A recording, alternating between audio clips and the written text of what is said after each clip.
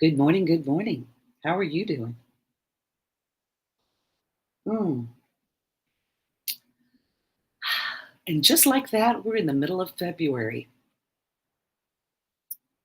Good morning, everyone. I'm going to give the live stream a few minutes to let folks know that I'm here. I'm going to adjust some things, make sure everything is all copacetic this morning. Got my happy mug. Happy Post Love Day. Good morning. Good morning. I'm going to say hi to the folks that are going to jump in here live.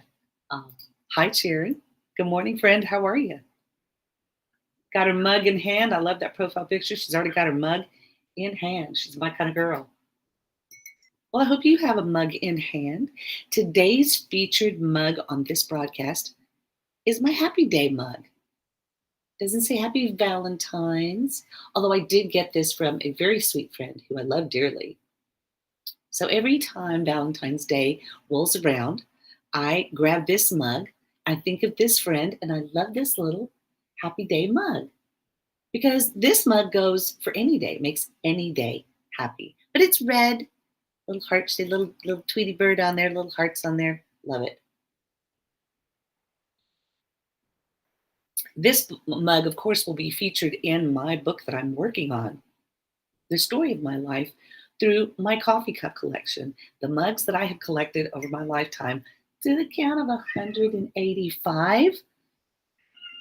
Good morning, Milo. Because what would the show be without Milo? Well, come on. Yeah, I know. He's letting me know it's time for the show to start. So, good morning. If this is your first time to catch me live, welcome. Hi, Miles. There he is.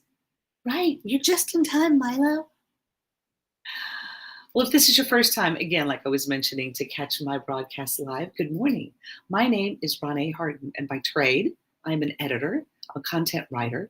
I am a writing coach. I love to help people craft their stories and share their stories, get them published, hold those books in their hands so they can see the fruit of their good work. And so this is what I do. I come here live on Wednesday mornings, midweek, to kind of check in, Milo and I, kind of check in to see how you're doing. How's your work week going? How is life? How are things going? And more importantly, how are you doing on sharing your story? Are you working on your stories? Are you working on your creative gift? It's important. It's part of what we do in our daily lives. And if we do it well and we love what we do, that translates into in every arena in our life, our spiritual life, our interactions with our friends, right? How we perceive ourselves, and more importantly, how we share ourselves with the world. So, I love sharing with you on Wednesday mornings. We talk about writerly things. I talk about books and things that are going on.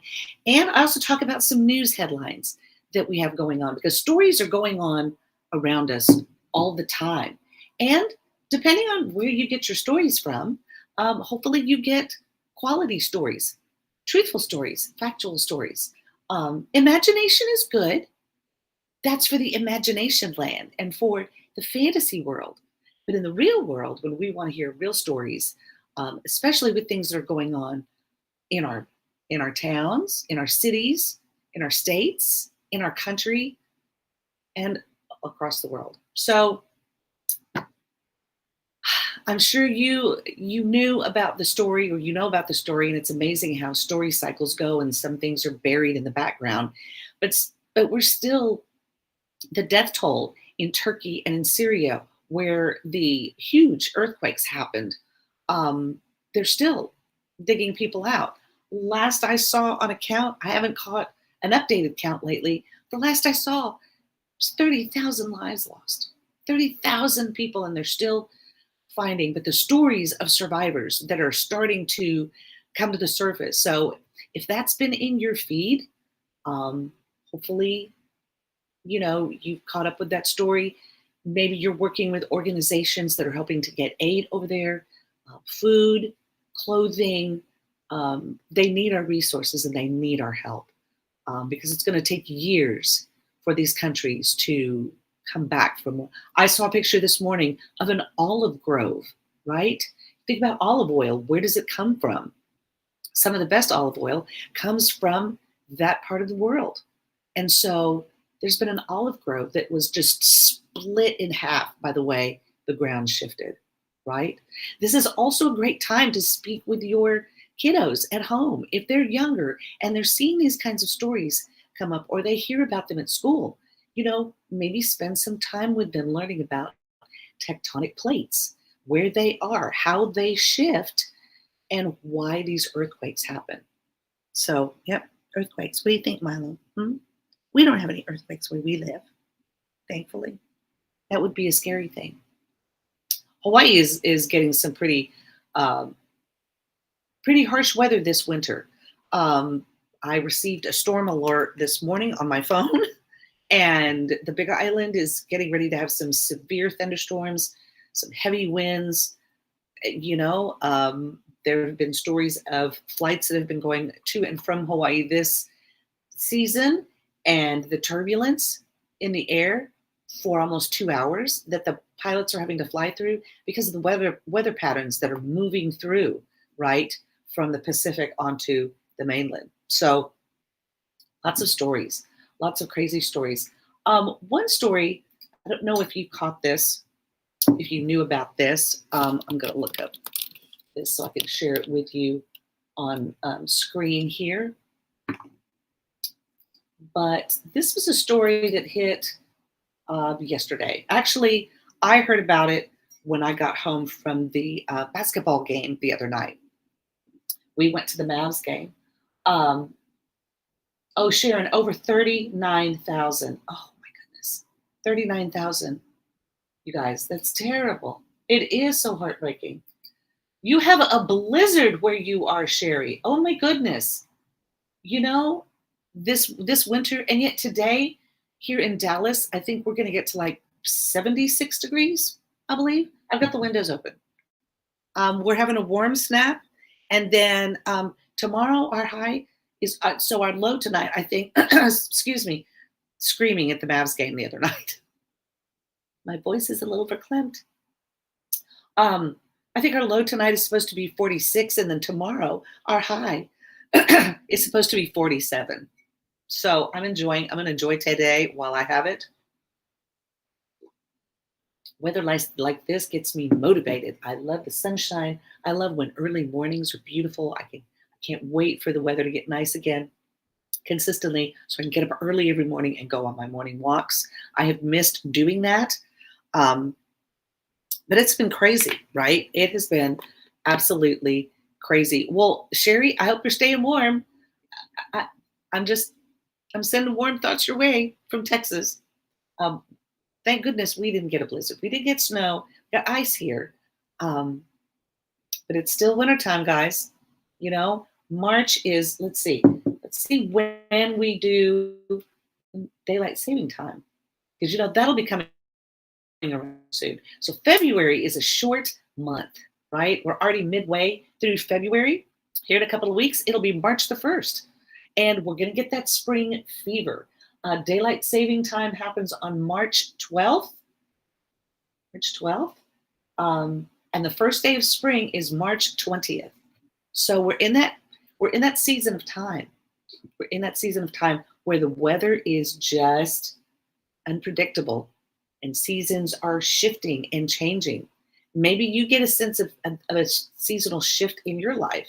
And if you're a writer, because I work with a lot of writers, you're thinking about becoming a writer, but being a writer is a consistent daily practice. It's like saying, I'm a Christian, right?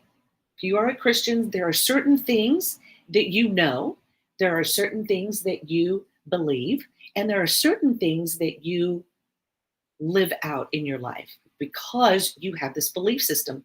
Well, as a writer, you also have a belief system about the way you feel about your words, the way you want to share your message with others, the way you want to put those words down into a story that either entertains or informs. And so that is a daily practice. So I have been enjoying a book that I've been going through for the past 6 weeks, and we are in chapter 5. But here is the article I wanted to share because it kind of ties in those things. If you've been following a lot of high profile motivational people, one of my mentors is John Acuff. Another one that I love to follow and listen to is Carlos Whitaker, Sharon McMahon, the governor, um, Annie Downs. I love these thought leaders who are in the social media space, sharing their messages and also writing some great books, right? And sharing those messages. Well, one book that I came across a while back as I was looking through children's books was by an author by the name of Dave Hollis. You might know him from, he was married. I'm going to share the story on the screen here so you can see. If you are in the thought leader space, if you follow those people on social media, you will, let's see if I can get this. Here we go.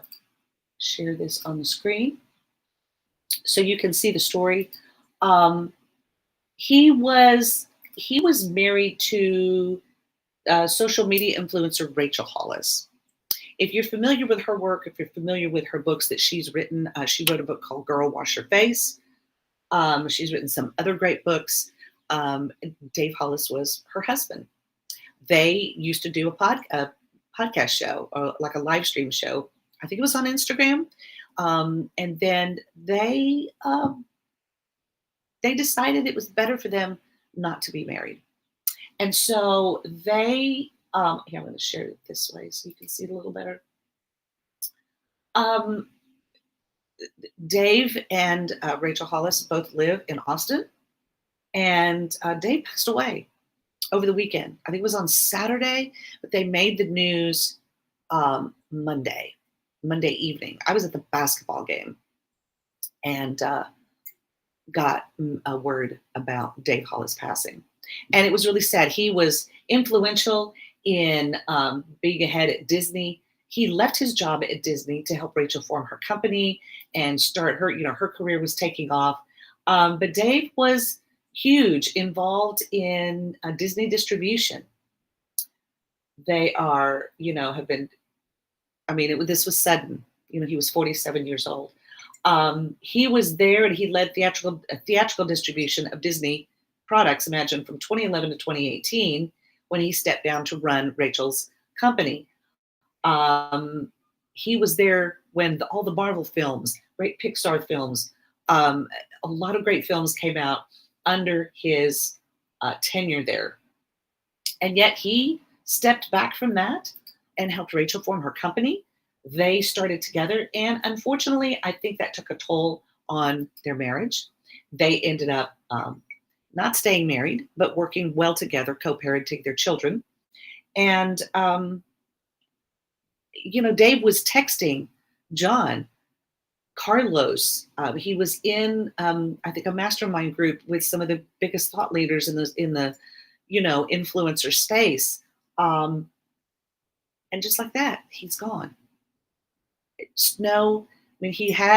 He'd been hospitalized for some heart issues, and he passed. And so my heart goes out to their family. I'm going to sip and take a moment to salute them because, there are 4 children now who are without their father. And I thought immediately of their youngest baby girl, Noah, because, and I was, again, I've been going through a lot of children's books because I've had some requests for work on children's books, getting more into children's book series. So I've been really learning and really reading a lot in that space. In fact, I've got a stack of books over here on my typing stand of the American Library Association winners. And so I got them all at the library, and I'll be sharing those books with you later. But this was a book that Dave Hollis wrote with for his daughter. And I'll share the screen again so you can see a copy of it. Grab a copy of this book. If you have little ones,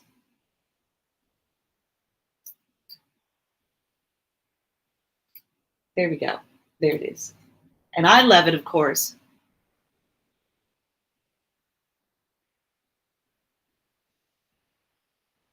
because he's sitting down with his baby girl and having tea, having something in the cup.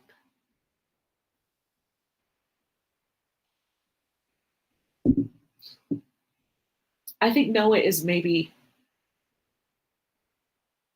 5 or 6. She's little, and she's lost her daddy.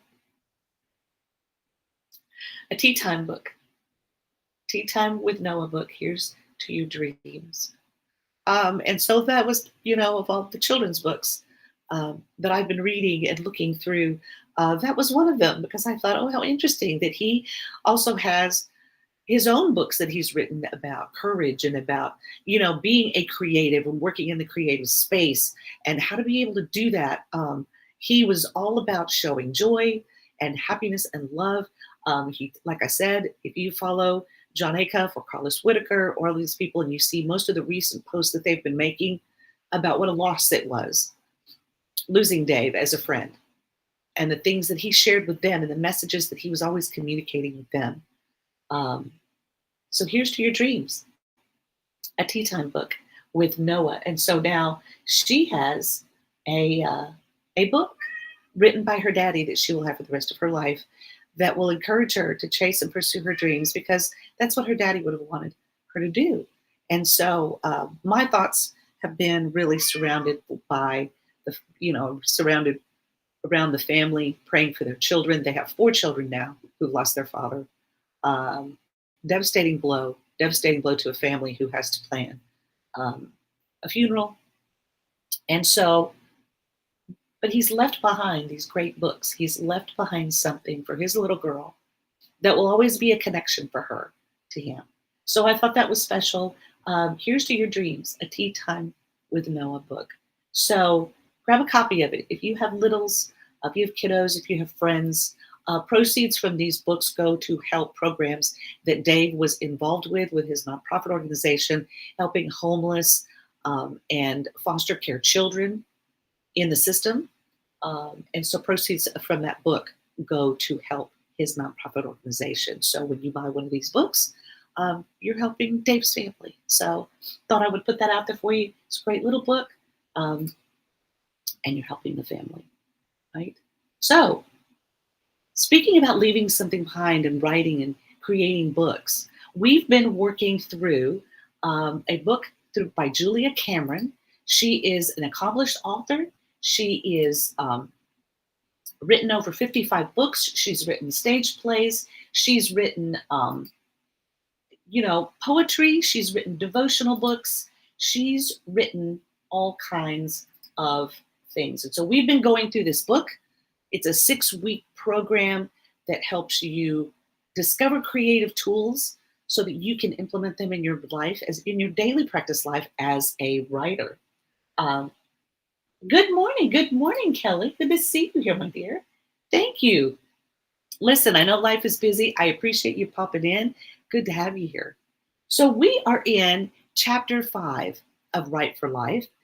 Julia Cameron has put together this amazing 6-week program that if you go through this book and you work on the chapters each week, or just in general, if it takes you longer, that's fine.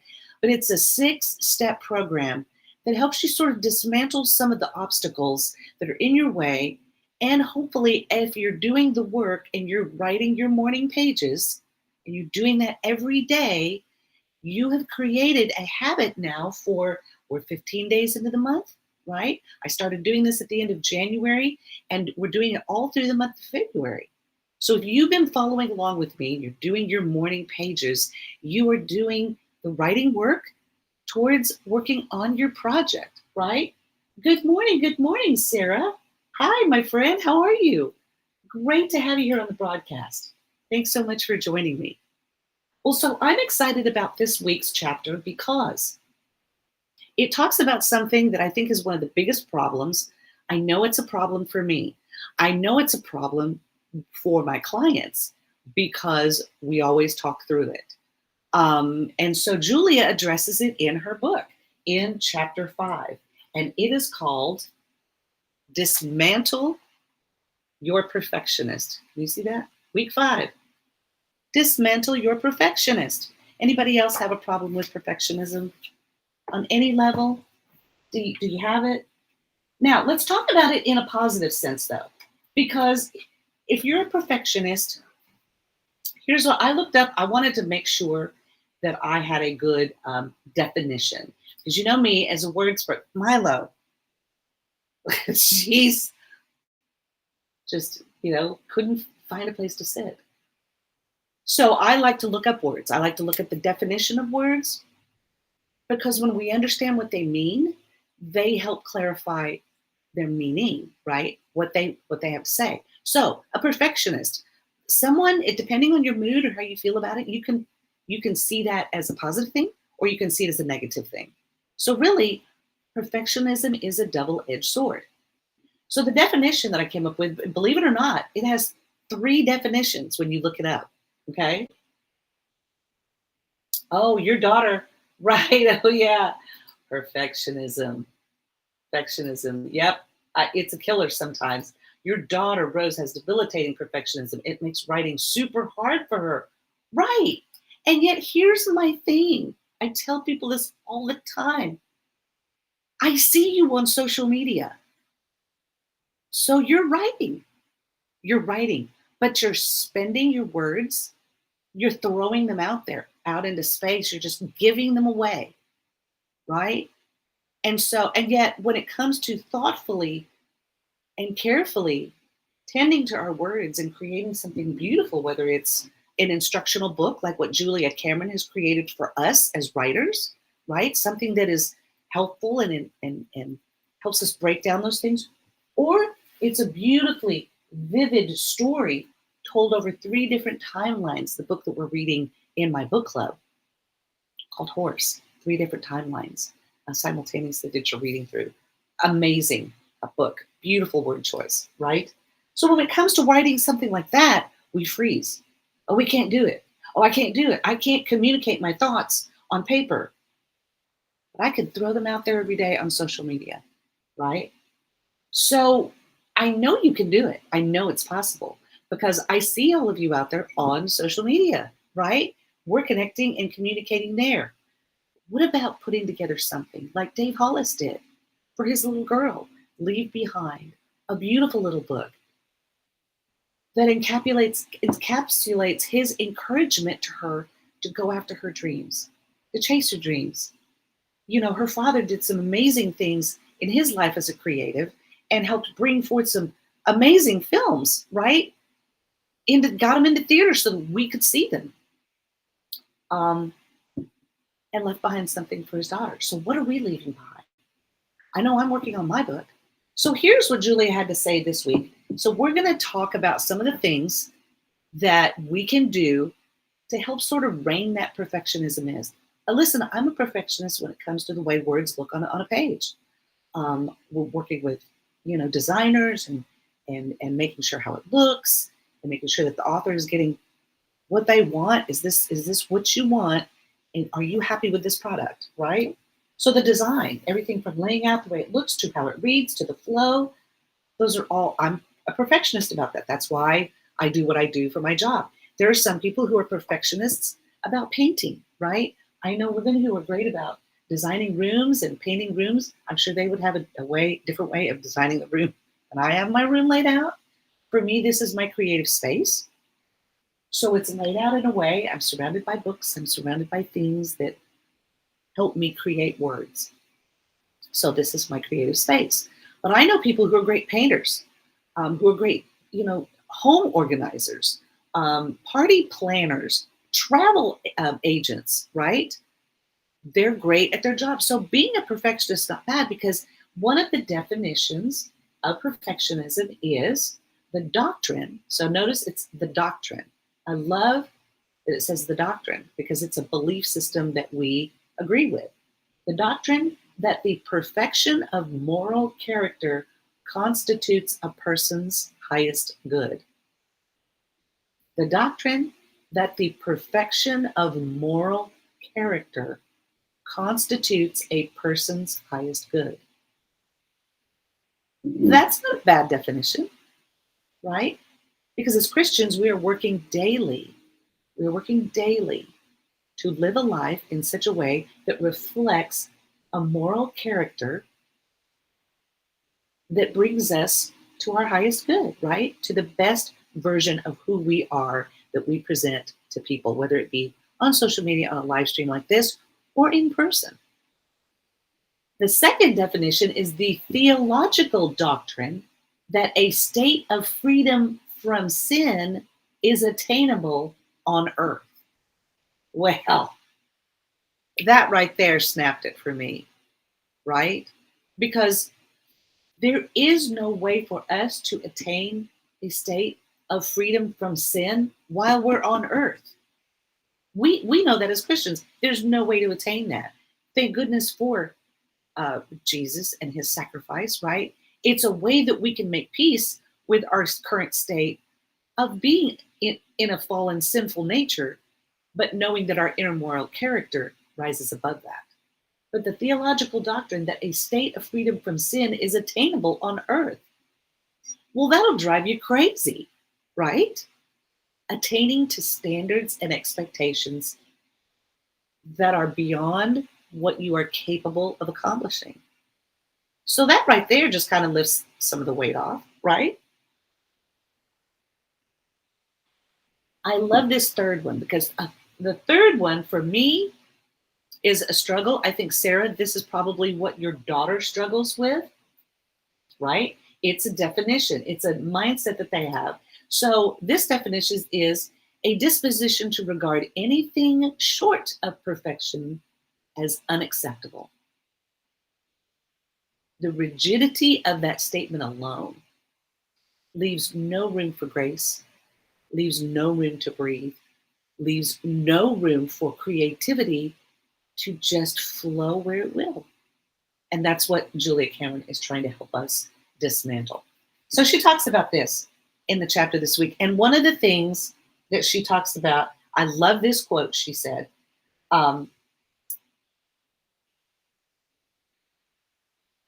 Julia, I want to be original, I'm often told. The desire to be original is actually wrong-headed. I would dare to say there is no such thing as being original.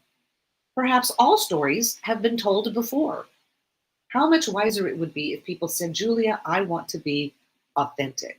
Now, there's a buzzword we hear around social media all the time, is being authentic. Is the person that we are presenting on social media truly what you would get in person? If you were to meet me in person and we were to sit down across the table and have coffee together, or lunch, or breakfast, or dinner, is what I'm putting out here on the live stream what you would see in person? Would you get the same sense of who I am if I met you in person? Am I being my authentic self on social media? We see a lot of curated feeds of people who they are on social media and then who they are when you try to engage them personally, completely different things, right? Some people would define that as psychotic. Split personality, right? Yes, exactly, Sarah. It paralyzes her from even starting, right? And yet, I bet if you asked her to post something on TikTok or to Instagram, she'd jump right to it, right? Right. It paralyzes her. So the desire to be original, Julia says, comes from the ego. It's the ego's desire to be special. Oh, are we special? I'm special. The desire to be authentic comes from the soul. It's the soul's desire to be honest. I love that quote. The ego needs to be stroked. It needs to be special. It needs to have all this affirmation. We have to get on social media and post something so that we get all the likes and the comments because then we feel good about ourselves. What? Right, Milo. But the desire to be authentic comes from the soul, right? Out of the heart, the mouth speaks.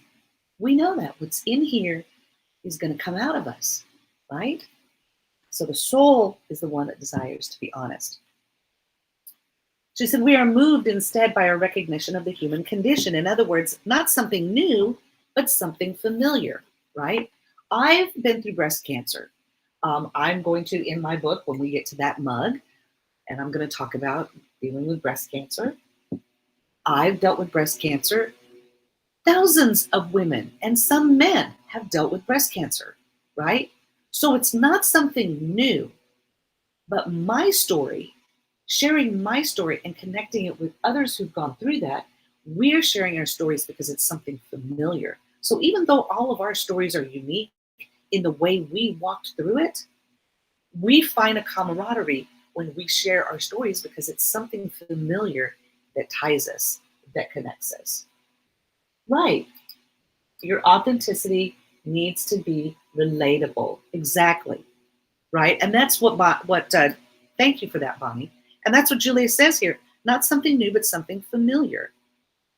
She said, the great teacher Joseph Campbell taught us that myth resonated due to its echoing of stories of the past.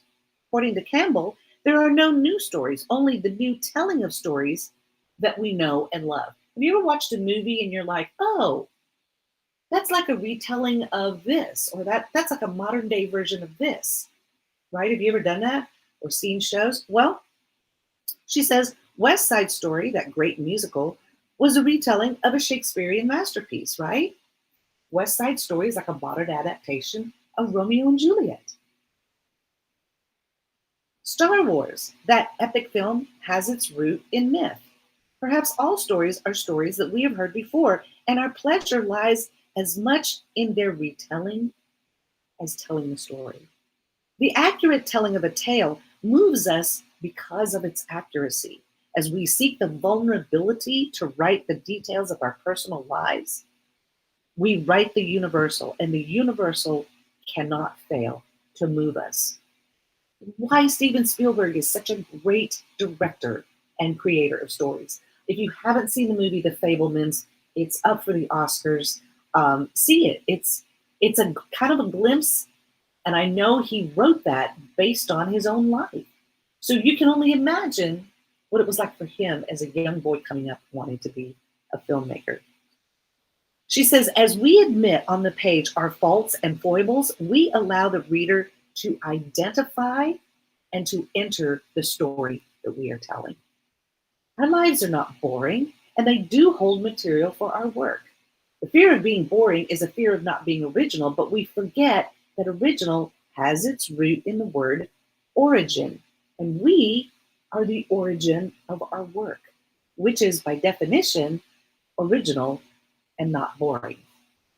So somehow we place these limiting beliefs on ourselves. That's something that Julia addresses here immediately. She said, writing is difficult, our mythology goes. Writers themselves are tormented beings. Maybe, but really, that's not true. She says, our cultural assumptions might have us believe that writers are drunk, lost, lonely, self destructive. It is important that we examine this mythology. With beliefs like this, is it any wonder that we hesitate to take to the page? But what if those deep seated beliefs are wrong? What if our limiting beliefs, the things that we tell ourselves, are wrong? Blocked writers are those who suffer and cause suffering to their intimates. Writers who write regularly keep those demons at bay. Writers who write are at peace with themselves and at peace with their fellows. It matters less what you write than that you write, which is why morning pages is such a great exercise. It is a way for you to take to the page on a daily basis and write. I mean, I love it when I'm able to write and get some things on the page. This was a page that I wrote on January 23rd. Um, January 23rd used to be my anniversary for my first husband, who I was married to for 30 years. And so I wrote some things down about him and about our life together that helped me reconnect with that part of my life. And also be able to then turn that into writing a segment about mugs from Nashville, where my life was in Nashville and my life there with him.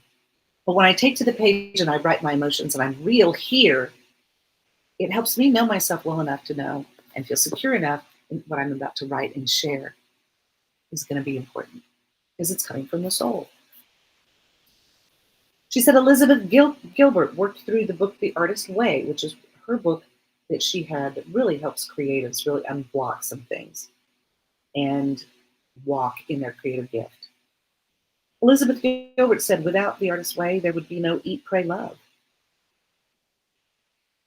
Um, she said, when we write for love, we often earn money. The Artist's Way itself was written as a manifesto. It was intended to free the creativity of its readers. Initially self-published, it was mailed out to many who learned of its existence through word of mouth. She would go down to Kinko's and spiral bound these. That's how she sold her book at first and sold it to people. But as people used it and started just loving it, they wrote highly about it. They, word of mouth spread with this book, and she got a publishing deal. The initial hand-bound book sold for $25, $5 more than the officially published edition. Martin Scorsese, she says in here, a hard-headed artist who is also her former husband. He wrote, for those who will use it, it is a valuable tool to get in touch with their own creativity. So here's something that she suggests. You didn't know that Elizabeth Gilbert, right, Elizabeth Gilbert. She went through The Artist's Way by Julia Cameron, and it helped unblock her and able to write freely. She said, best-selling author Elizabeth Gilbert worked through The Artist's Way and reaped rewards creatively and monetarily. Without the Artist's Way, she wrote to me, there would be no Eat, Pray, Love. So, I mean, if Elizabeth Gilbert can do it and go through Julia's tools and then create something blockbuster, you can do the same. You can do the same. And that's why I'm going through this book myself, to stimulate me and keep me motivated to write my own book, my pages that I'm writing. I'm telling the stories of 185 coffee mugs. It's a big job to do. And I'm doing this while I'm working on other people's books as well. So here's something that she suggests. If you are stilted or if you are blocked in writing, she recommends her favorite tool, media deprivation. All of us have a daily quota of words. We read them, we speak them, we listen to them. How we use them is up to us. When we are writing, we sometimes overspend our quota and find ourselves stuck. We no longer have words to say, and it is when we run out of words that we need to employ a special trick. That trick is something I call media deprivation. Rather than use and abuse our daily quote of words, we deprive ourselves of words. The result is that words begin to build up, creating a pressure that eventually spills onto the page. Media deprivation is a potent tool. It means exactly what it says, no media. Yes, that means no reading and no time spent on the computer. All right, that already makes me hurt. Anybody else? Anybody wince when I said those words? No reading and no computer. I don't even know if I could get through that in a day. And she means also like none of this. Now, she also says, if you have a job and you have emails and things to get to, yes, I mean, take care of your responsibilities. But she's talking about, and we even have a tool on our phones, right? It's called screen time. Have y'all done that? Why don't you pull up your screen time? On iPhones, just put in screen time. Look at my daily average. I'm being honest with you guys. 5 hours and 41 minutes. 5 hours and 41 minutes. Daily average. That's my daily average. It shows me I can set time limits for apps. I can schedule time away. I can have some limits of communication based on, so I can block content. But the daily average, y'all, what is your daily average? That's every day. If you were to count that up in a week, that's 35 hours in a week for me. That's about as much as people work a job, right? Now, some of this is my job. This is me responding to emails. This is me doing research for writing. This is me communicating with clients.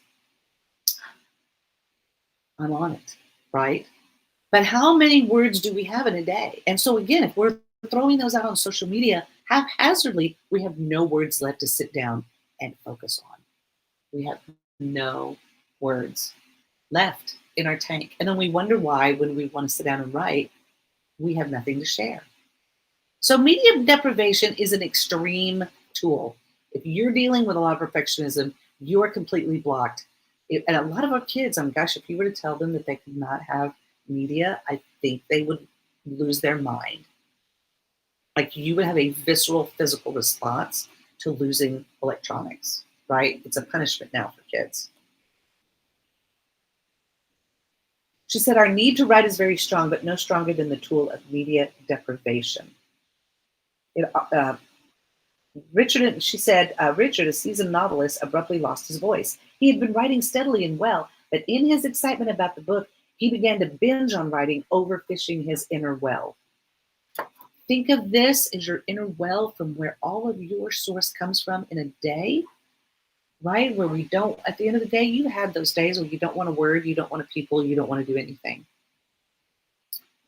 Are we protective of that reservoir of the source from our soul that is coming out, right? And so she said, it is often the artists who resist this tool the most who gain the most benefit from trying it. So Richard came to her. He said, Mimi, I'm out of ideas, and I need to know what I can do. I'm afraid I'll never write again. You'll write, and you'll write well, I assured him. Think of media deprivation as a rest, taking a break. Do you ever take a break from social media? I take a break on the weekends. One, because I found out through social media analytics and studying it that the worst time to post on social media platforms is on the weekend. because people should be out doing things on the weekend, right? Especially those who have to work and they're on it all the time. So there are even better days for you to post. If you're learning about social media and you're thinking about marketing your book or trying to get, there are certain ways and platforms even to get your book on. So there are ways to use media to help. Sometimes we need to take a break. We just need to take a break and not drain our reservoir of words. She said, in every life, there is an excess of words, media, television, texting, surfing the internet, that when avoided for a week, I don't know if I could go a week, but she says avoiding it for a week. And think about it, if you're working on a big writing project, I may take a week and just tune out to focus on writing. She said it releases a great deal of self-empowerment and creative energy. The reward of media deprivation is a positive and often prodigious flow of words. Now, we're going to do this. She also says in the next subheading, treat yourself like a precious object. And then she has down here, bribes. If you're going to deprive yourself of media and really, well, then I would see to me, treating yourself like a precious object, my first word that comes to mind is a spa day. Y'all ever had a spa day? Have you ever gone to a spa, had a massage, and just treated yourself to some self-care? Have you ever done that and given your body and your mind and your soul a rest and a break? Right? You may not have to go to the spa to do that. You can go to the lake. You can go to the park. You can go to your favorite place where you feel pampered and spoiled. That might be your own bathtub in a bubble bath, right? But treat yourself, give yourself. If this is the well from which those things come from, there's only so much wear and tear that our soul can deal with on a weekly basis before it becomes weary. And we can't write from a weary well. We also write to connect. We write, when we write things on social media, what are we doing? We're trying to connect with people, trying to stay connected through social media. But when we write books and we write articles and we write blogs and we write things to help, manuals to help people, DIY guides to help people, courses that people take, right? We're connecting. We write to express ourselves, but we also write to connect. Connection is a primary need. From cave dwellers onward, we scratched our messages into stone, hoping that it would be read and understood. As we became more adroit at expression, the messages we sent became more complex. I am here, you are there. Our messages began, meaning our relationship to one another.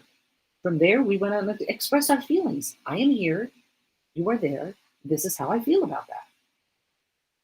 As time progressed, our messages grew in complexity. We became better able to express nuances and shades of meaning. And in time, we were able to connect with great accuracy, and we experienced this connection with relief. The human urge to bond was the driving force behind our messages. Our connection became every day. Matter of fact, as we expressed ourselves more and more fully. I mean, now people, you can text each other, right? You can talk immediately. I remember a time when you had to call and hopefully someone answered the phone.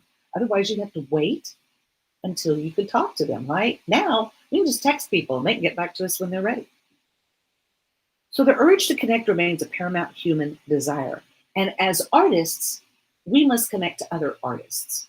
So if you're a writer and you've been writing, you've been doing, whether you've been working on a draft or you've done a draft, or maybe you're in the middle of going through this book with me and you're working on your morning pages and you're doing your writing, that's great. But if I were a chef, I would want to get around other chefs to learn how they cook. I know other artists that like to get together and paint. Uh, I have a friend who is a quilter. She loves to get together with her friends that they are quilting together. It's the same with writers. You need to get involved with other writers. Go to writing conferences. Are you in a writing group? Somewhere where you can get together with other writers and share your writing and possibly get feedback and get some encouragement. That's, the Bible calls that iron sharpening iron. So as artists, we must connect with other artists. And that's important. Find those connections with people. If I can be that connection for you initially, help you along the way to sort of take those baby steps in learning how to write, getting your stories together, finding writing communities where you live to get you involved with them, forming some groups, you need that. You need that connection because that helps break down that perfectionism. You're able to say, well, here's something I wrote. Tell me what you think. They can provide your feedback. That feedback then helps you become a better writer, right? Because if you're wanting to communicate a message, who are your readers? How can you relate to them? What kind of message do you have for them? So meet up with steps with other writers. Take the time to find that connection. And like I said, if I can be that connection for you, I'm here every Wednesday morning. You can also shoot me a message or schedule time with me for a consultation, and we can walk through those steps of finding you writers groups, finding writers conferences, or getting you into the practice of becoming a writer. And that's why I'm going through this book. She says, also taking breaks. Exhaustion makes writing difficult, and I have learned to halt and take a break before exhaustion sets in. Pay attention to your spirit's need for a break. She said, I set my pen down, deciding to take a solo drive, one of my favorite types of breaks. Do you do that? Do you just like to get in the car and just drive somewhere and enjoy? I like to go, I'll drive through, pull through Starbucks or another coffee shop and get a cup of coffee and just take a drive. And just, right? It's fun to do. It clears your mind, gives you a break. She said the climb from the valley floor to the mountain peaks is steep and curvy, so steep and so curvy that the speed limit is posted at 10 miles per hour. I'm driving to the peaks to enjoy the aspen groves, turned bright gold with the autumn chill. From below, the fiery gold peaks are a bright patchwork quilt draped over the mountains. Their season is brief, a scant 2 weeks. I have learned to go early lest I miss their glory.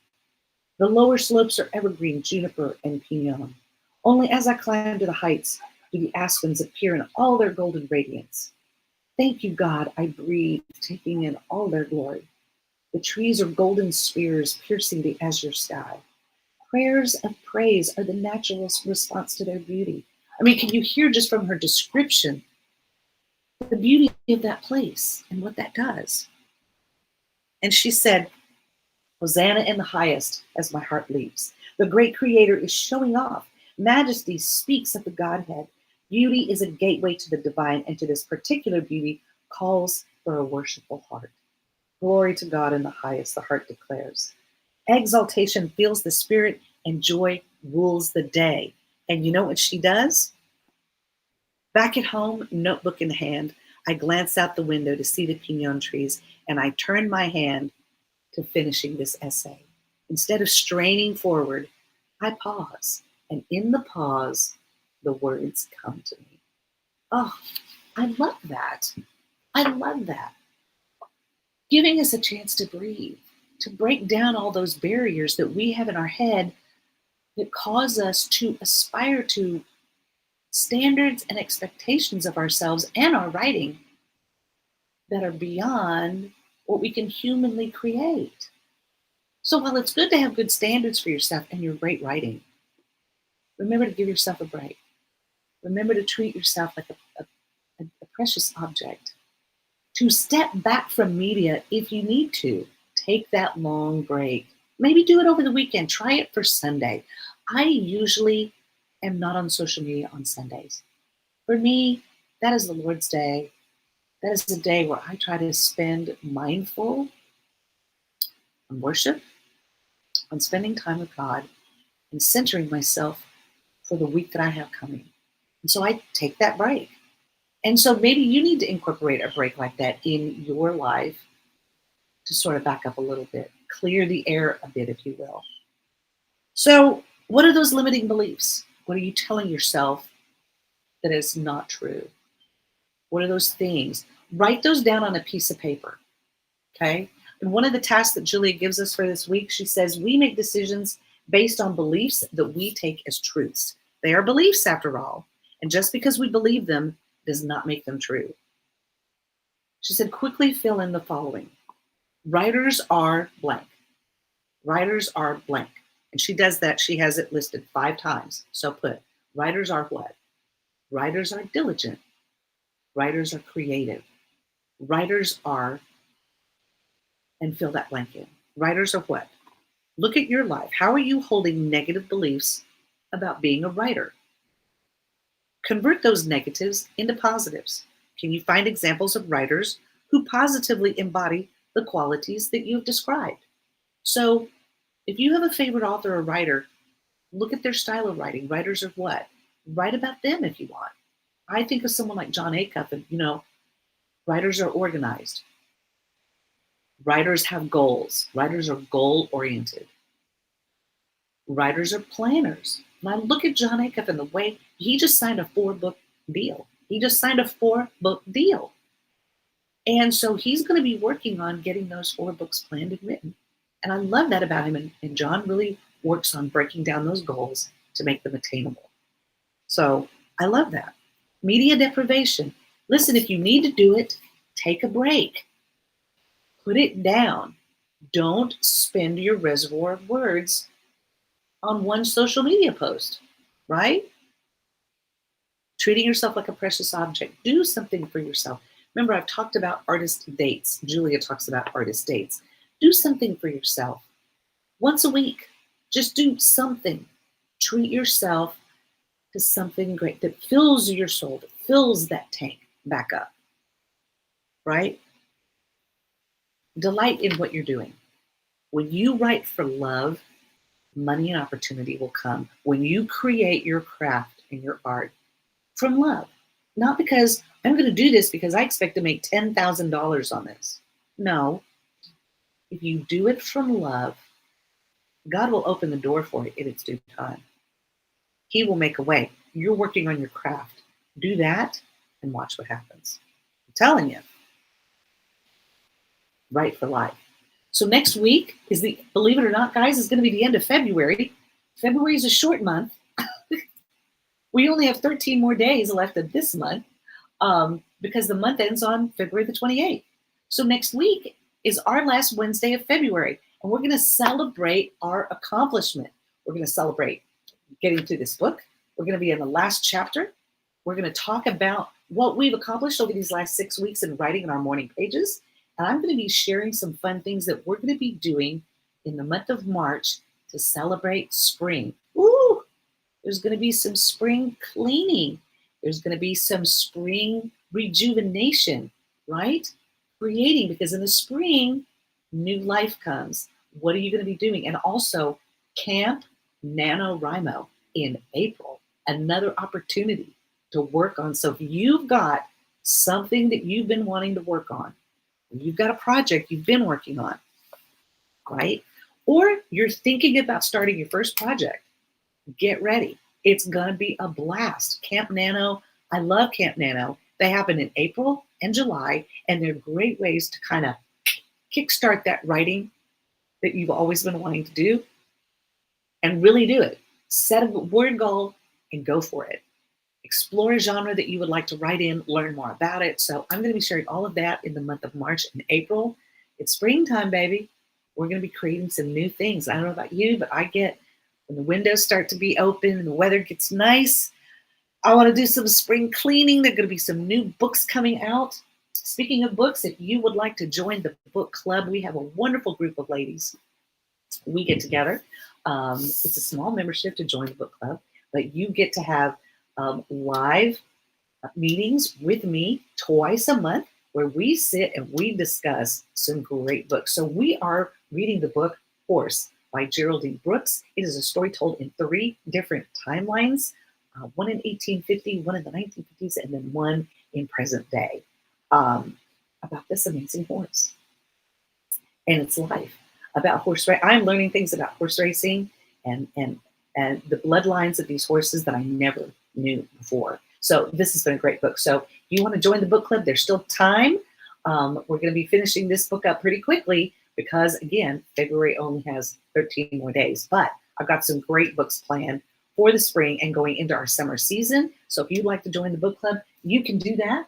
Also, as I mentioned earlier, if you need to ask me some questions, if you have any questions or you want to throw me some comments and let me know, maybe if you're working on something or you have any questions about writing or you have questions about what we've been talking about in this book, okay, you can let me know right here. Try that again. Let's click it. There we go. There it is. Go to roneharden.com/contact. You can schedule a 30-minute consultation with me where we will sit down and have coffee. You can ask me any questions that you have. If you've maybe thought about writing something, maybe you have a student who is struggling and they need to just get over some of the humps, right? Get some encouragement, get some support. I taught high school English, AP and honors, English and academic writing for 12 years to high school students. I love, love, love helping young writers discover their voice, figure out if this is what they really want to do, and then sort of guide them in the direction that they can go to be successful. New writers who have been wanting to ask me questions about publishing and how they can get their book published, how they can get started, let me know. Also, you can join the book club here. Let me know if you would like to do that. You can find out more about that and I can send you information. And moreover, I just want you to have a fantastic Wednesday. Get out there and share your awesome with someone today, because you know what? You can help someone have a happy day with a smile and kindness, because kindness goes a long way. Thanks for all those who joined me live on the broadcast. I really appreciate it. And I hope you will take the time to go back through the broadcast and watch. If you're watching via replay, thank you for taking the time to hang out here with me this morning. Join me back here next Wednesday. We're going to celebrate that we've gone through this book. We're going to talk about your writing project. I'm going to update you and let you know how I'm doing on my writing project and share some of those things with you. And I hope you'll join me, all right? Have a fantastic week. Have a great weekend. And I'll catch you back here next Wednesday, all right? Have a great one, guys.